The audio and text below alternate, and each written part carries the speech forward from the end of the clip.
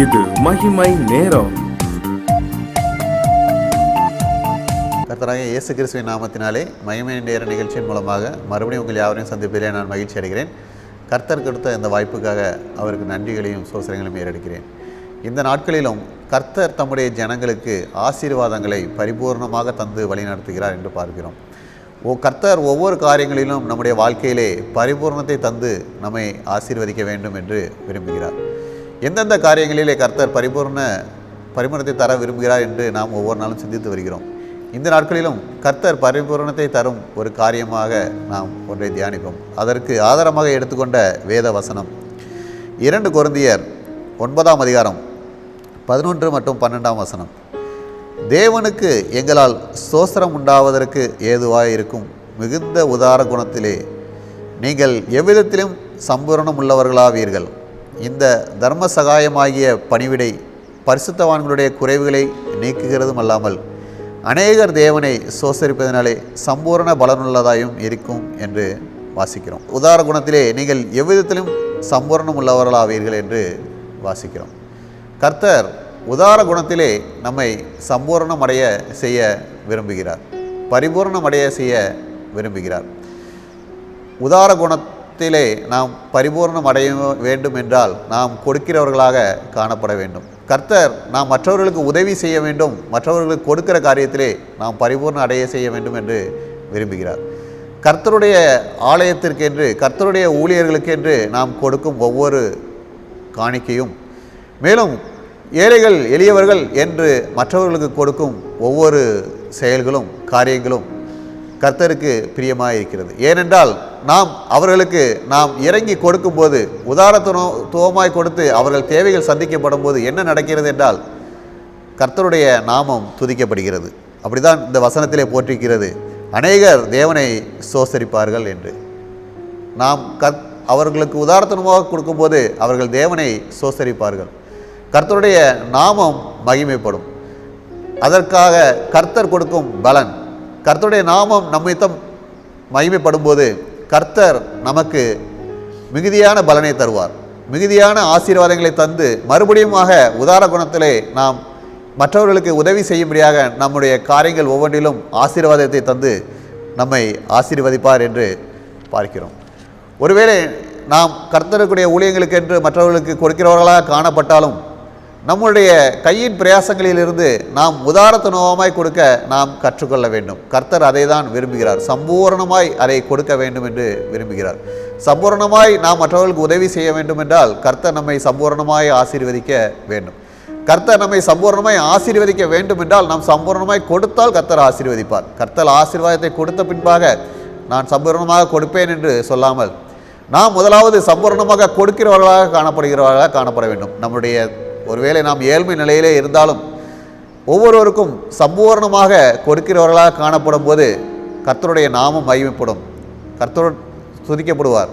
அப்பொழுது அதற்கான பலன் நமக்கு கிடைக்கப்பட்டு நாம் ஏழ்மையிலே இருந்தாலும் நாம் கொடுத்த காரியத்தினால் கர்த்தர் நமக்கு ஆசீர்வாதங்களை தந்து நம்மை உயர்த்துவார். ஒரு கதையை நான் வாசித்தேன். அதிலே ஒரு நாட்டின் ராஜாவும் மந்திரியும் தன்னுடைய நாட்டை சுற்றி பார்ப்பதற்காக சென்று கொண்டு இருக்கிறார்கள். அப்பொழுது ஒரு முதியவர் அந்த ராஜாவை பார்த்து, நான் ஏழையானவன், மிகவும் கஷ்டப்படுகிறேன், எனக்கு ஏதாவது உதவி செய்யுங்கள் என்று கேட்கிறார். அப்பொழுது அந்த ராஜா அவரிடம் ஒரு 1000 பொற்காசுகளை கொடுத்து இதை வைத்துக்கொள் என்று சொல்லுகிறார். அந்த முதியவர் அந்த பொற்காசுகளை பெற்றுக்கொண்டார். அவருடைய மகிழ்ச்சிக்கு அளவே இல்லை. இதை கொண்டு தன்னுடைய குடும்பம் பல வருடங்களுக்கு எந்த குறையும் இல்லாமல் சந்தோஷமாக மகிழ்ச்சியோடு காணப்படுவோம், எங்களுடைய எல்லா குறைகளும் நிவர்த்தி செய்யப்பட்டு எங்களுடைய எல்லா தேவைகளும் சந்திக்கப்படும் என்று நினைத்து தனது வீட்டுக்கு கடந்து சென்று கொண்டிருக்கிறார். அந்த முதியவர் தனது கையிலே பொற்காசுகளை வைத்து கொண்டிருப்பதை ஒரு திருடன் பார்த்து விடுகிறார். அந்த திருடன் அந்த முதியவரிடமிருந்து அந்த பொற்காசுகளை பறித்து கொண்டு சென்று விட்டார். இன்னும் சில நாட்களுக்கு பின்னாக மந்திரியும் மன்னனும் மறுபடியும் அந்த நாட்டை உலா வரும்போது அந்த முதியவர் அந்த மன்னனை பார்த்து சொல்கிறார், இதுபோல் நீ கொடுத்த பொற்காசுகளை திருடி சென்று விட்டான் என்று அந்த சம்பவத்தை கூறுகிறார். மறுபடியும் அந்த மன்னன் என்ன சொல்கிறார், அப்படியா என்று கேட்டுவிட்டு, உனக்கு ஒரு ரத்தின கல்லை கொடுக்கிறேன் என்று, இது விலையுறந்தது, இதை பத்திரமாக பார்த்துக்கொள் என்று கொடுக்கிறார். பத்திரமாக பார்த்துக்கொள் என்று சொன்ன உடனே என்ன செய்து விடுகிறார் அந்த முதியவர்? அதை கொண்டு தன்னுடைய வீட்டிலே யாருக்கும் தெரியாமல், தன்னுடைய பிள்ளைகளுக்கோ தன்னுடைய மனைவிக்கோ தெரியாமல் ஒரு பரணியிலே, ஒரு குடத்திலே அதை ஒளித்து வைத்து விடுகிறார். இது அவருடைய வீட்டிலே யாருக்கும் தெரியாது. ஒரு நாள் அவருடைய மனைவி அந்த பானையை எடுத்து தண்ணீர் எடுப்பதற்காக பக்கத்தில் உள்ள ஆற்றுக்கு சென்று அதை கழுவ முற்படும் போது அந்த ரத்தினக்கல் அந்த குளத்திலே விழுந்து விடுகிறது. இதை அறியாமல் அந்த அவருடைய மனைவி தண்ணீரை பிடித்து கொண்டு வீட்டுக்கு வருகிறாள். அதை பார்த்த அந்த முதியவர், இந்த குடத்தை ஏன் எடுத்தால், இதில் இருந்த கல் எங்கே போனது என்று கேட்கிறார். அவருடைய மனைவிக்கு ஒன்றும் தெரியாததினால், எனக்கு ஒன்றும் தெரியாது என்று சொல்லும்போது, எங்கேருந்து வருகிறாய் என்று சொன்ன உடனே, குளத்திலே இருந்து வருகிறேன் என்று சொன்ன உடனே குளத்திலே போய் தேடி பார்க்கிறார். எந்த பலனுமே இல்லை, அந்த கல் காணப்படவில்லை. இன்னும் சில நாட்கள் பின்னாக மறுபடியும் அந்த மந்திரியும் ராஜாவும் அந்த பக்கமாக வருகிறார்கள். அப்பொழுது அந்த முதியவர் மறுபடியும் தன்னுடைய நடந்ததை பற்றி கூறும்போது அந்த மன்னர் அந்த முதியவரிடம் சொல்கிறார், இவர் அதிர்ஷ்டசாலி என்று. அந்த முதியவருக்கு ஒன்றும் விளங்கவில்லை. நாம் 2 முறை கர்த்தர் அந்த மன்னர் கொடுத்ததை நாம் தொலைத்து விட்டோம், மறுபடியும் இவர் அதிர்ஷ்டசாலியா என்று சொல்கிறார் என்று சொல்லி அந்த மன்னர் அந்த முதியவரிடம் வெறும் 2 காசுகளை மட்டும் கொடுக்கிறார். அந்த 2 காசுகளை அந்த முதியவர் பெற்றுக்கொண்டு ஒன்றும் சொல்லாமல் சென்று விட்டார். அந்த மந்திரி கேட்கிறார், அந்த 2 காசை வைத்து அவரால் என்னதான் செய்ய முடியும்? அவருடைய குடும்பத்தின் எந்த தேவையும் சந்திக்க முடியாது என்று சொல்லும்போது அந்த மன்னர் சொல்கிறார், நீர் பொறுத்திருந்து அவர் செய்வதை பார் என்று அவர்கள் அந்த முதியவருக்கு பின்னாக சென்று கொண்டிருக்கிறார்கள். அந்த முதியவர் என்ன செய்கிறார்? இந்த 2 காசுகளை வைத்து என்னால் ஒன்று செய்ய முடியாது, ஒன்று செய்யலாம், இந்த 2 காசுகளை கொண்டு நான் மீனை வாங்கி அந்த ஆற்றிலே விட்டு விடுகிறேன் என்று சொல்லி 2 உயிருள்ள மீன்களை வாங்கி அந்த ஆற்றிலே விடுவதற்காக அந்த ஆற்றுக்கு செல்கிறார். முதலாவது ஒரு மீனை பிடித்து அந்த ஆற்றிலே விடுகிறார். 2வது ஒரு மீனை பிடித்து ஆற்றிலே விட முயற்சிக்கும் போது அந்த மீனின் வாயிலே ஏதோ சிக்கிக் கொண்டிருப்பதை பார்க்கிறார். அந்த மீனின் வாயை திறந்து பார்க்கும்போது அதிலே அவர் மனைவி தொலைத்த அந்த ரத்தனக்கல் இருக்கிறது. இதை பார்த்த அந்த முதியவருக்கு ரொம்ப சந்தோஷம் வந்துவிட்டது.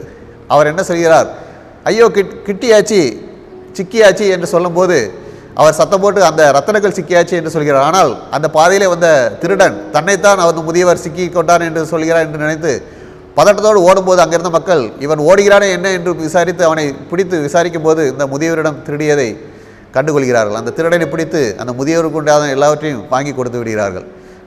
அந்த திருடன் சிறையிலே அடைக்கப்படுகிறான்.